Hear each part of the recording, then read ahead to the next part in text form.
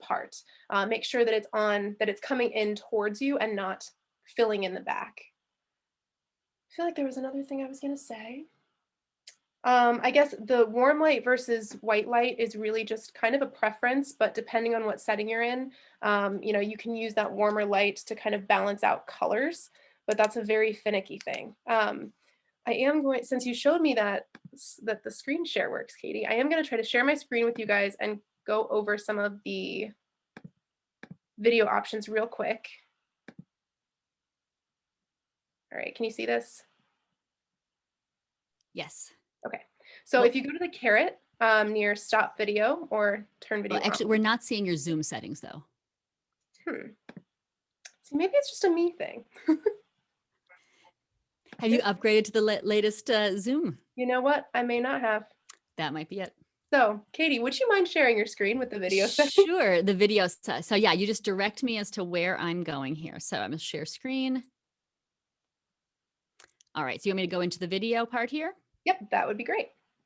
And then we can click video settings. Yep. So in the video settings, you'll see a couple different options. So if you do have an external camera, which I have one that I purchased just merely as a backup in case my internal camera doesn't work, but they've added some options for you in the updated versions of Zoom. You can touch up your appearance, you can choose not to, but my favorite update is this adjust for low light option. And when you select it, it can either do it automatically or you can adjust it accordingly. So if you can see me right now, I probably got pretty bright. I can't see me, that's okay. So I probably got pretty bright, or I can adjust it as I need to. So as it gets later in the evening, I might kind of come on here and tweak it just a little bit. So you can't really tell, but I remain a consistent level of lighting. So especially if your lighting is going to change over time, that might be a huge asset to you. And you may not need to buy or produce as much filler light if you know that you have that low light option. So make sure that your Zoom is updated.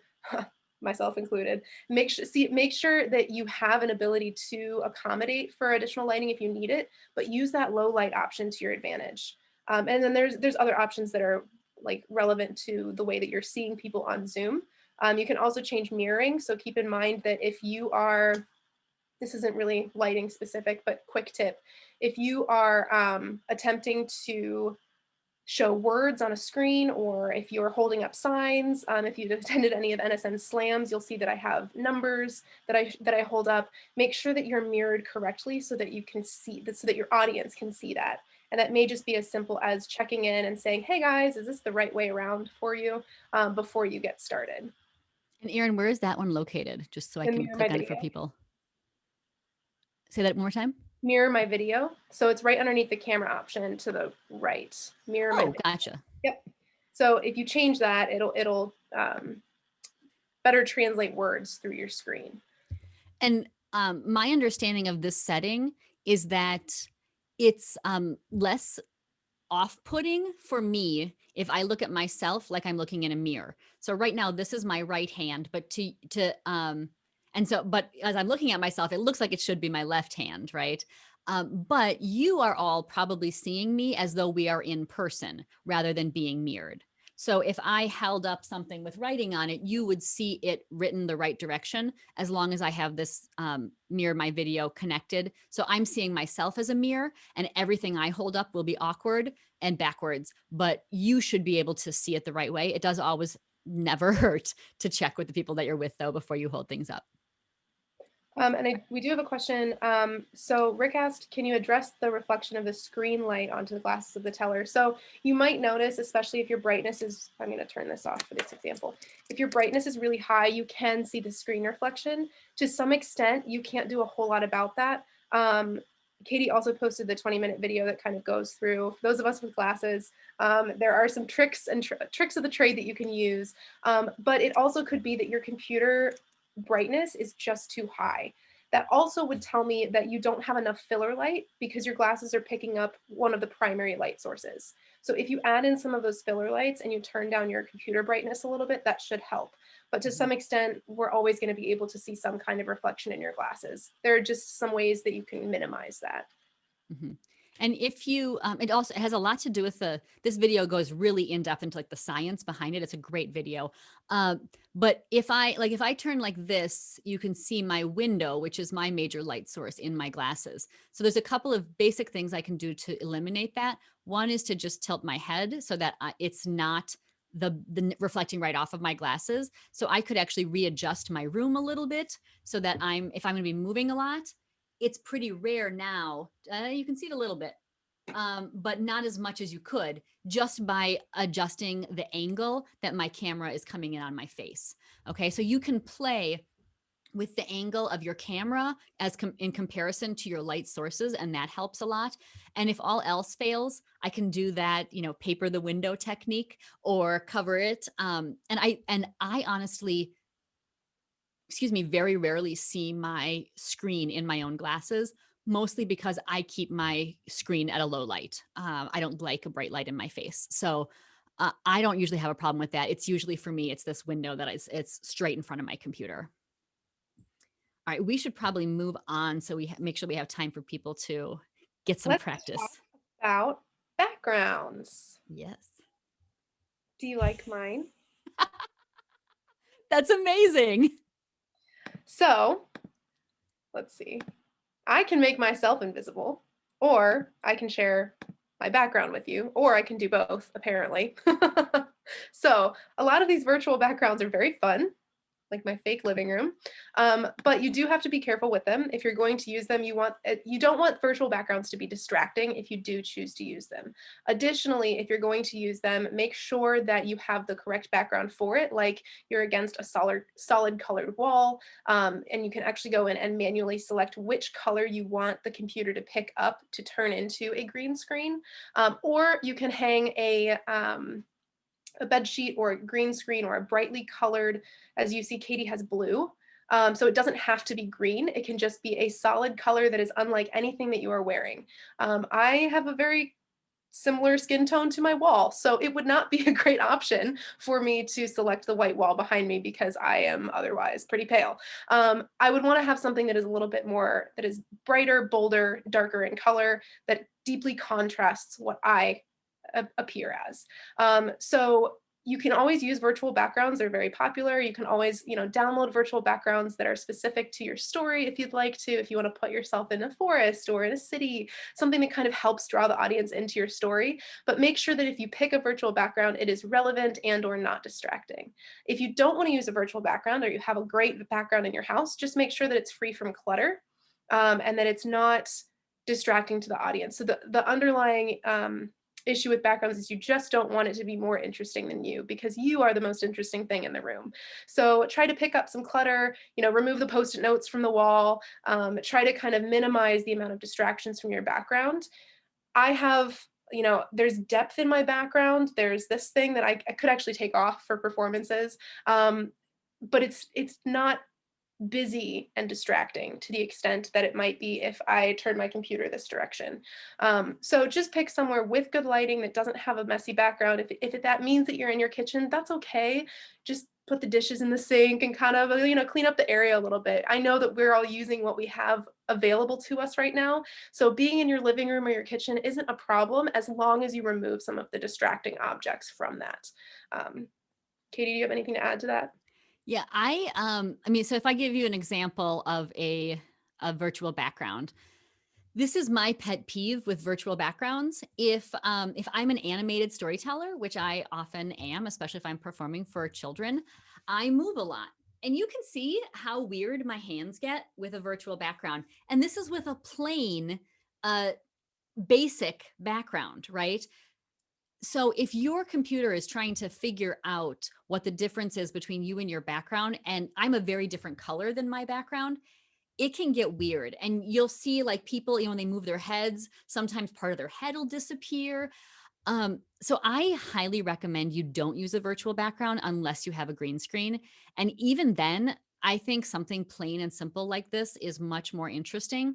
Now, the other thing you can do is think about what your story is about and play a little bit with your set design. One of the nice things about Zoom is that we now have the power to put our audience in a place. So Megan Wells is a queen of making a background that matches what she's telling. And so, she'll drape fabric in different places. I actually have, and I can tip my computer screen up a little bit. I have it set up. So I should be honest, my husband hung just like a thick, basically it's like a clothesline. Okay. So it's just a metal wire that's plasticized. And then I just bought 2 blackout curtains that I can close. So if I want to have a black background, I have a black background. And if I want to have a blue background, I have a blue background. Right. And so I can customize it in those 2 ways. The other thing that I've done is I have a desk that I have hardwood floors. And so I have felt pads on the bottom, and I can move my desk back, and I could add, you can see a little bit of bookcase now. I could add a table back here that then I could put a plant on, or something that's related to the story that I'm telling. So like if I'm telling a story from the time of the American Revolution, I could hang a copy of the Constitution in the background, as long as it's not under copyright.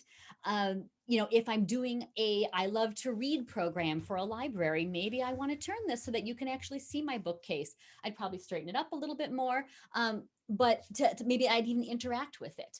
So think about the story that you're telling, and not only the text of your story, but what you want your background to say about your story and how that's going to prepare people for your story, because it is a piece of your performance as well.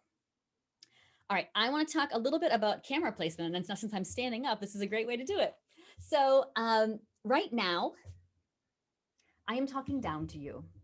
If I talk to you like this, yes, it's not as extreme right now as it could be if I take off the thing that holds my computer up, which is a little more work than I was expecting with all these cords. Yikes. And the fact that I squeezed in lunch right before I got on camera. I am now really talking down to you. This can be downright insulting. If you are talking to somebody like this, please have a reason for it. This can also be super effective. If you are telling a story and there is a character who is talking down to somebody, this is great, but you don't want your entire audience to look at you like that. Similarly, you don't want them looking down at you, okay? The goal is to have your camera at the exact level of your eyes. So if I'm standing up, I want it to be in line with my eyes. Now I can adjust my screen a little bit. The tricks that I've done to get my camera in line with my eyes, my husband gave me his little computer stand, but before I had that, I just stacked books in boxes. I would take, I took some like big Tupperware containers that had winter clothes in them back when it was summertime, and I stacked those, and then I put smaller boxes on top to get the exact right height. And I could do that standing, or I could do that sitting.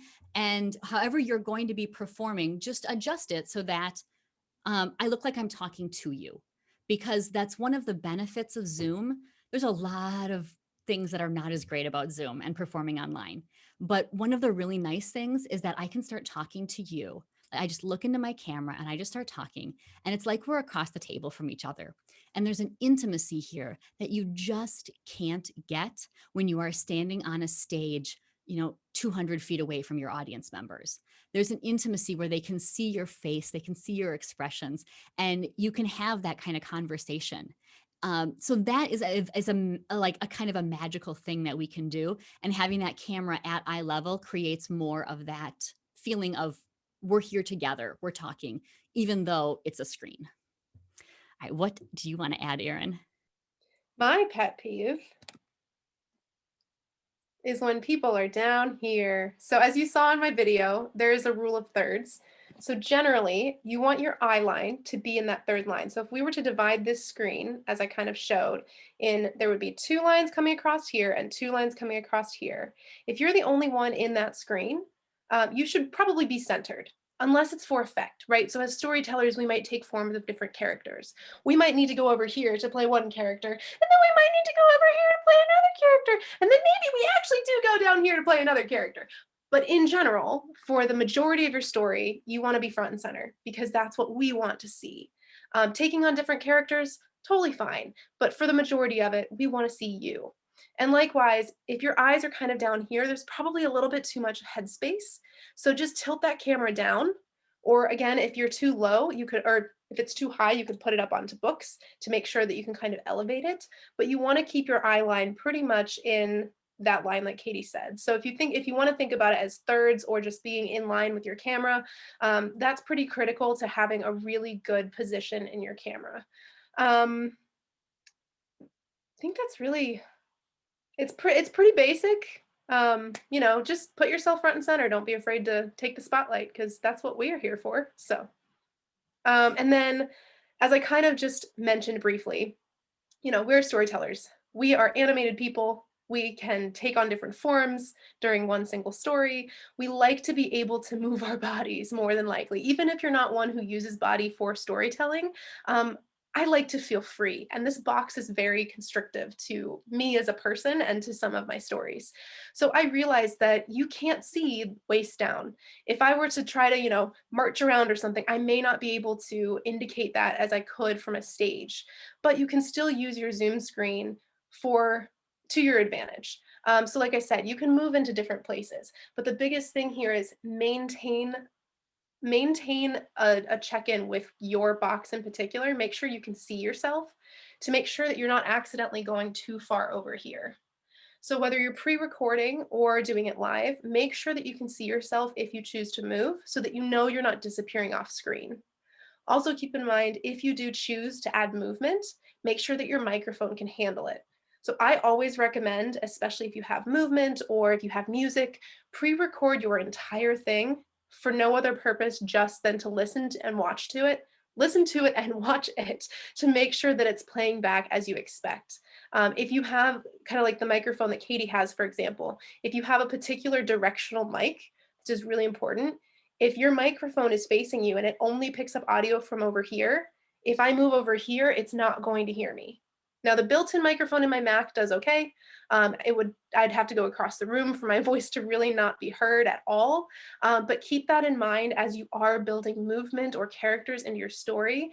Make sure that you use Zoom to your advantage and that it doesn't limit you by cutting you off screen or not letting your story come through.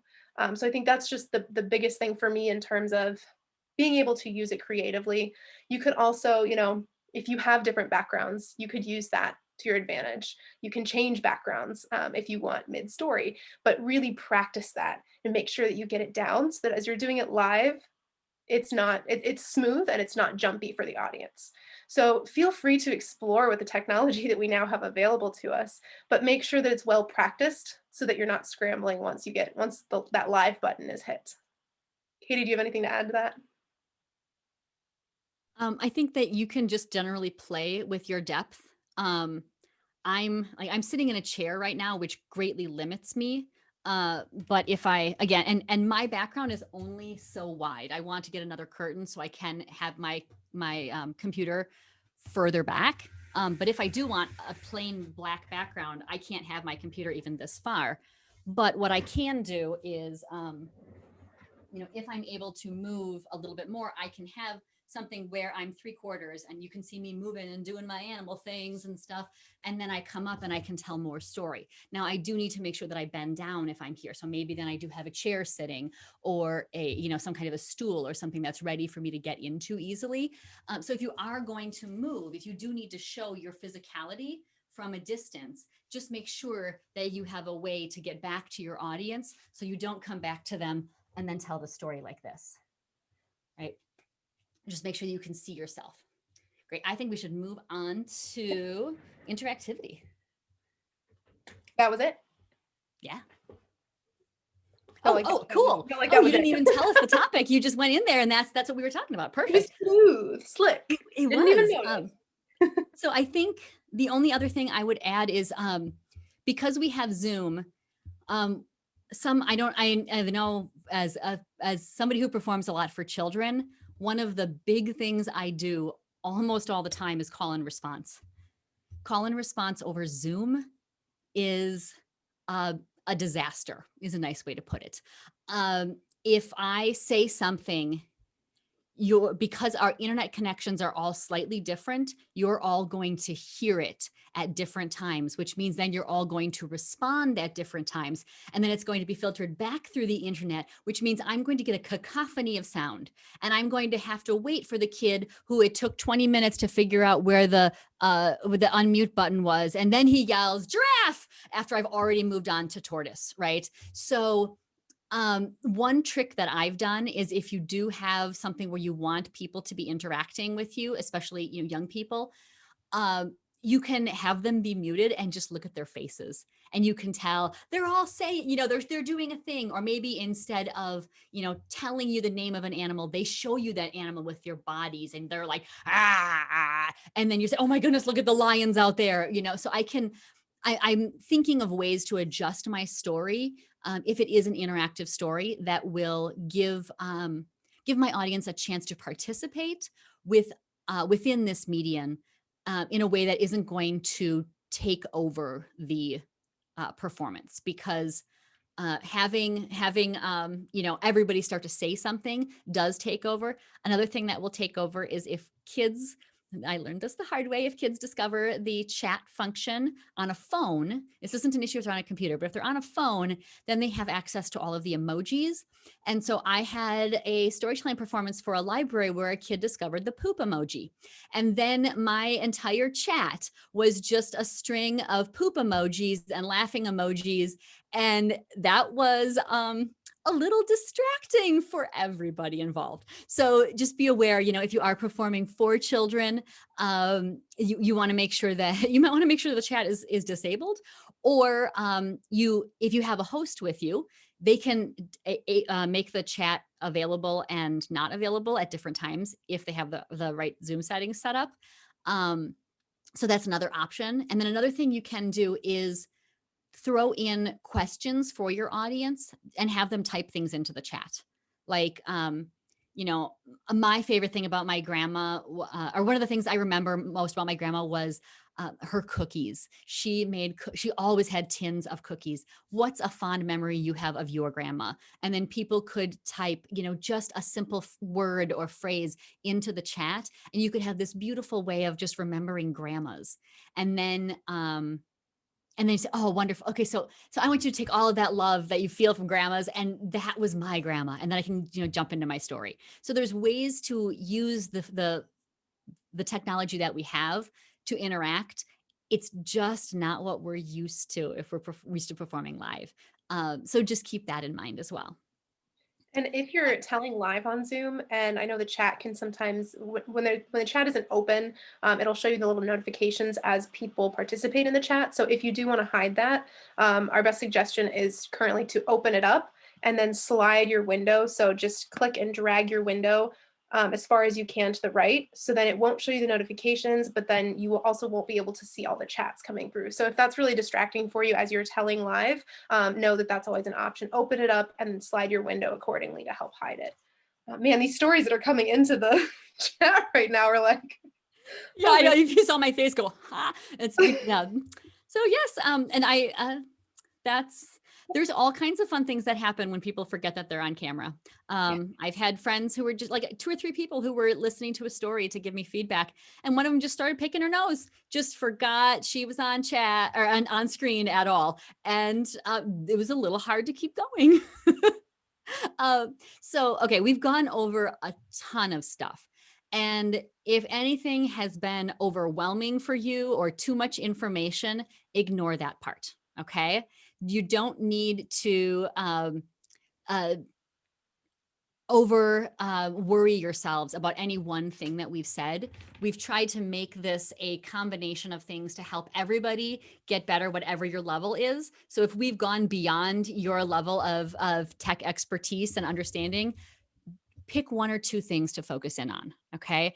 Pick some simple things that you can do that will help you feel and be more successful on Zoom.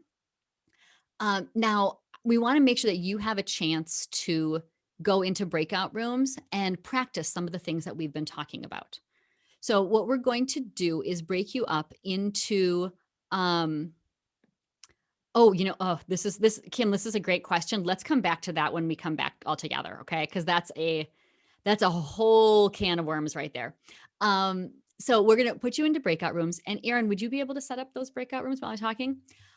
So let's do maybe like 3 or so people. Maybe there might be 4 in some rooms, but ideally 3 or 2 people, and just work with each other, help each other out. Turn your cameras on and turn your microphones on. Try with each other. Okay, how does this sound? What about if I go back here? How does it sound here? And what about my lighting here? Okay, if I go turn this light on, let me check it. So I'll get my light from the living room. Why don't you work on your thing and I'll come right back. Okay, so make sure that you like just get a chance to play with each other and help each other with all the different things that we've talked about. Before we go into breakout rooms, are there any questions just about the process of trying this out? Emily? I don't have a carrot. Well, it's a little thing that looks like this. Yeah, I know it's on your mute and stop video. I Mhm. cannot find it. Maybe, are you on a computer or on like a mobile device, like an I'm on, iPad or a phone? I'm on an iPad with a choosable keyboard. Okay. I know, Erin, you have used Zoom a lot more on an iPad than I have. Do you know how to tell her to find that? It should still have a carrot for you, so you may have to tap the screen to get the menu to pop up. So if you just gently tap it, it should have all of the settings come up where you should see participants and mute and stop video.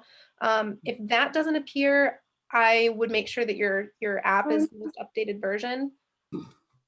so, I'm on meeting settings, and it's like meeting topic, always show meeting controls. Nothing at mute, nothing about um mute or So you don't see the the video. mute button at all. Well, I see the mute button. I just don't see the carrots by the mute button. Okay, I know iPads don't have as much accessibility to customize settings, so it may not be an option on the iPad. Um, So I would always recommend if it's possible to use a computer when you're doing live storytelling, just because you do have those customized options. However, if you record yourself on your iPad or you test out telling your story on your iPad and it sounds good and looks good to everybody, just know going into it that there won't be a whole lot of troubleshooting you can do during the story if you need to, or before tech if you start that. So, I mean, you look good to me. I can hear you okay. As long as you're not going too far back away from your iPad, you should be okay.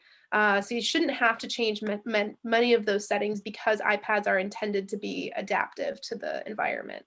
On the iPad, if you go where it says more and you see the 3 dots over by participants, that might get you there.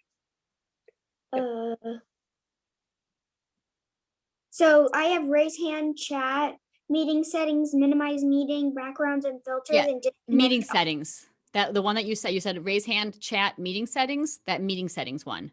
Try that one. And Emily, if you want to stick around, we can troubleshoot with you a little bit on here, but we want to get people into breakout rooms.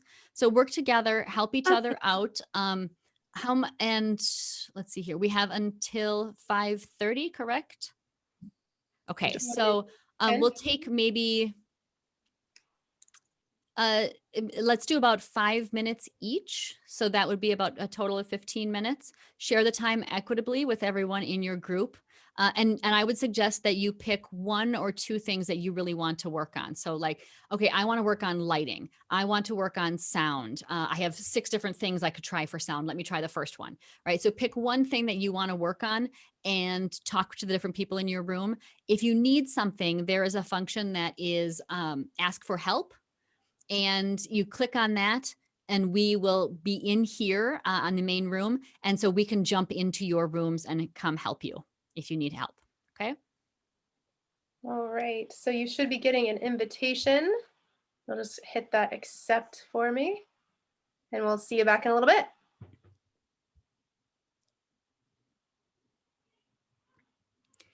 And Erin, it looks like I was invited into a room. I Oh, don't know yep, if just you, ignore it.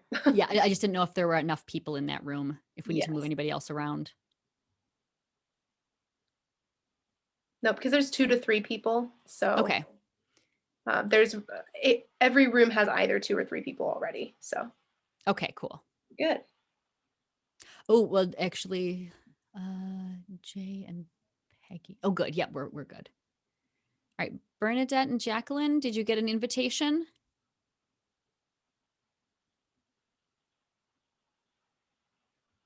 Let's just make sure Jacqueline's okay. So the rooms that they were supposed to go into still have 2 people. So okay, we're good. All right.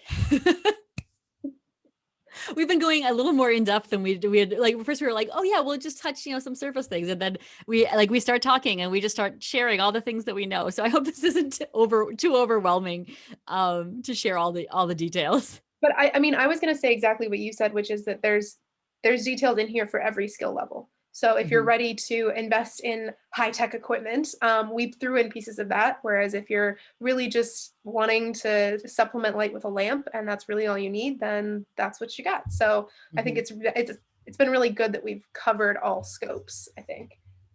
So I was going to say that too. Janet, you're muted.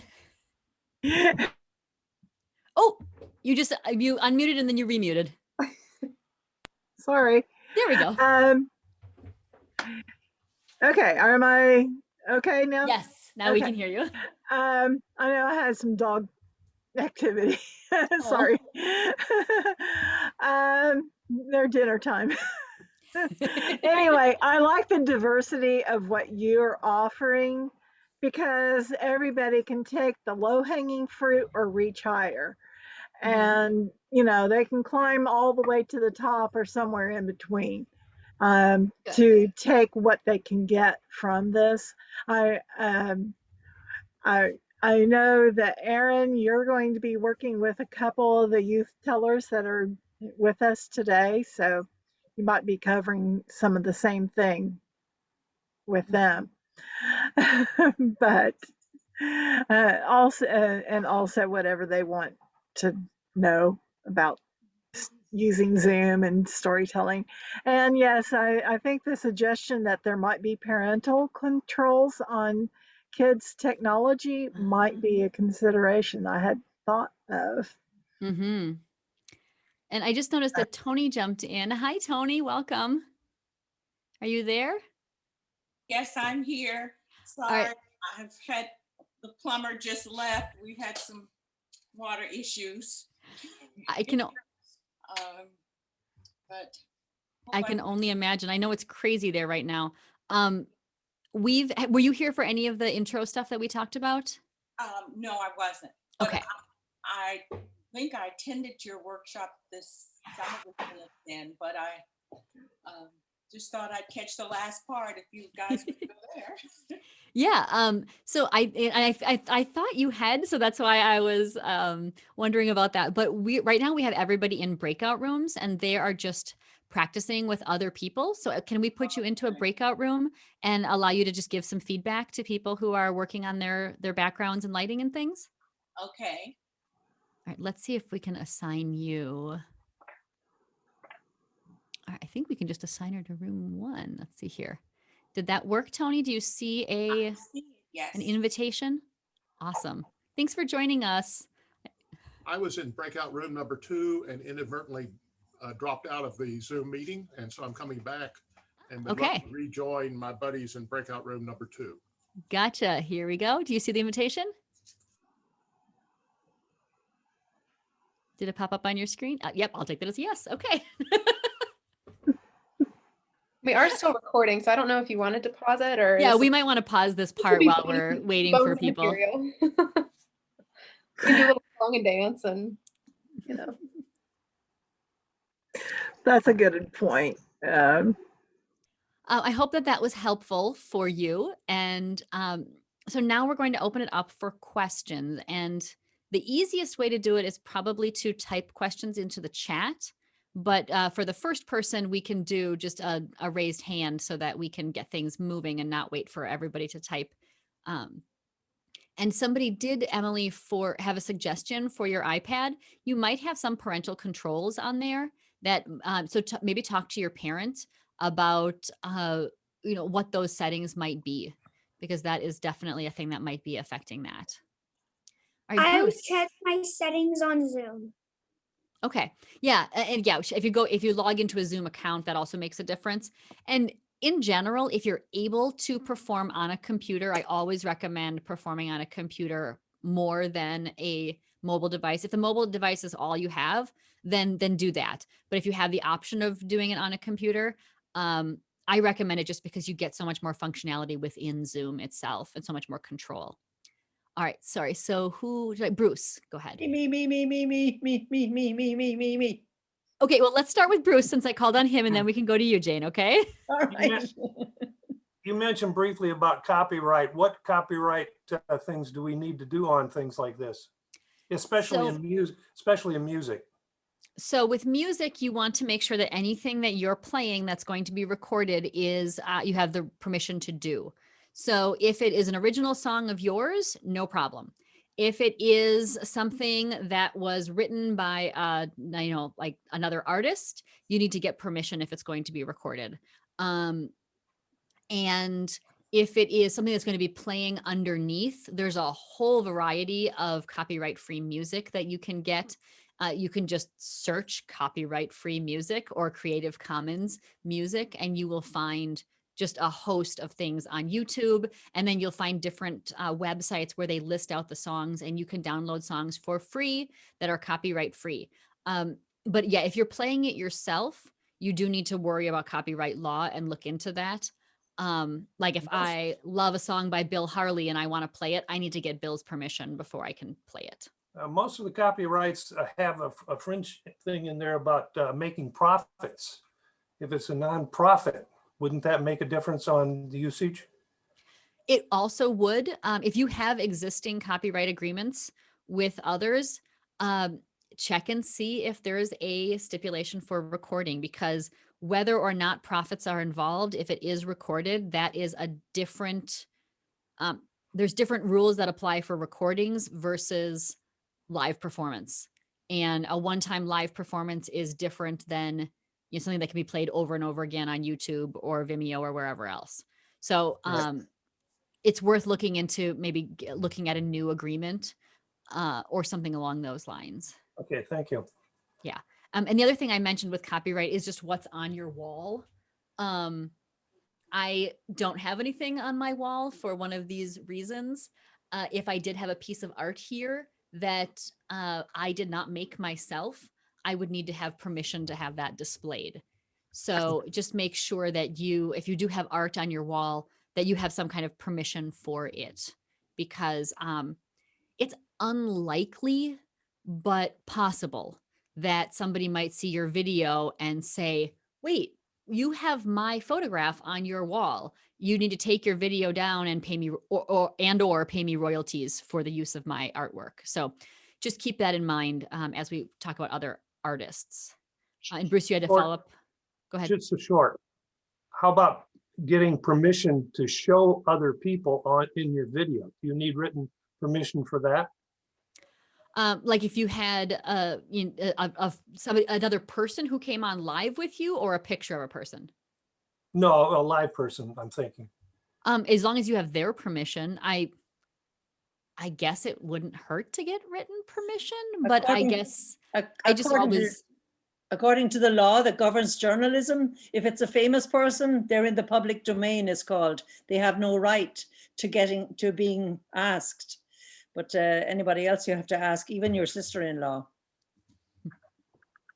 Very good, thank you. And that might cover, that might also be part of the just, hey, do you want to do this thing with me? Sure. Okay, great. And exactly. Yeah, it could be that simple. Yeah. All right. So then it was Jean, you had something. I have a short question, which I hope you have an answer to. It goes to the organizer of TSA of the festival. If we are presenters, if we're telling stories, do we get a free ticket to watch the rest of the festival? That I think is a question for Janet. And yes, I'll put that link in the chat here in just a second. I'll look it up and put it in. The process is we need you to register for tickets. Partially that is because of our grant funding. We need numbers for that, but we also need your information in our registration system, because on March 10, the day before the festival starts, we will be sending out the links to everyone who is registered. If you're not registered, you may not get that link to all the events, and including your events. We'll be sending out a list of all links for the entire festival for Zoom. Thank you. All right, and Sandra, to answer your question that you put in Zoom, or in the chat, sorry, I'm going to just share my screen to show you where this is located. I had this issue when I was working in Google Classroom. I haven't had it with Zoom, but that doesn't mean that, obviously nobody has that issue. So if I come over here next to my microphone and click on this up arrow, so I've got my chance to select a microphone here. So I'm using my Yeti stereo microphone. The trick is you want to make sure that the selecting a speaker is not the same thing, because the microphone that we're talking about doesn't have a built-in speaker. So if you have, if I set this Yeti stereo microphone as my speaker, now I cannot hear anybody, even if people are talking. So I have to make sure that I use the built-in speakers in my computer, which is this setting here. The other way to do that is just say same as system, and it'll just automatically default to MacBook Pro.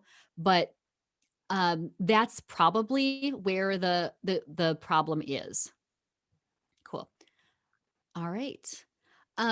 If we are at time right now, so if you have more questions, we are happy. I'm happy at least to stick around for a couple more minutes to answer any questions. But otherwise, we want to say thank you so much for joining us, and we hope this was helpful and gave you some things that you could use to do a successful performance on Zoom.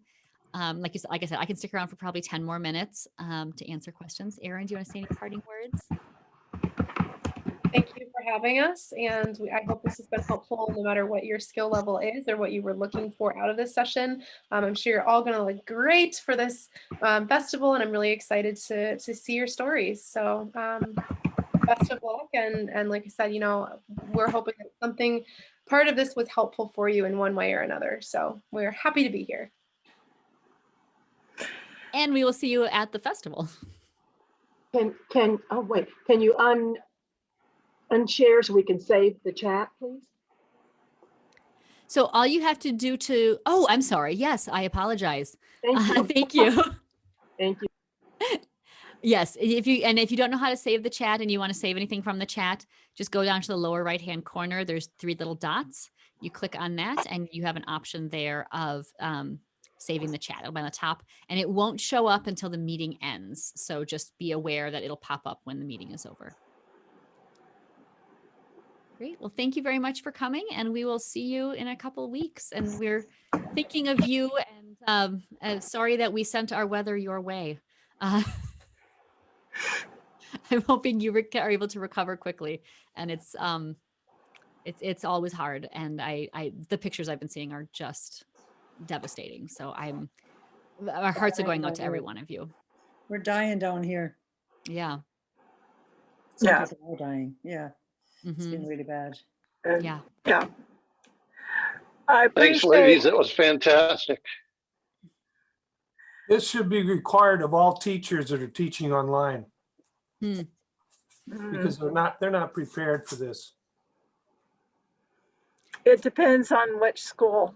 At my university, all the professors at the university had to take some basic online training, how to create an online classroom.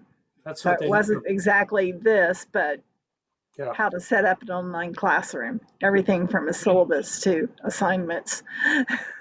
They need that for public teachers. Yes, I agree. Well, I thank you everyone for coming. I thank Erin and Katie. They will be your tech hosts in the workshops.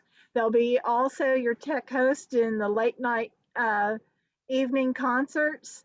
And the youth storyteller showcase, you will also have Erin as your tech host. So those of you you've already met your tech hosts for some of you, and then the rest of you, well, we will get people to assist.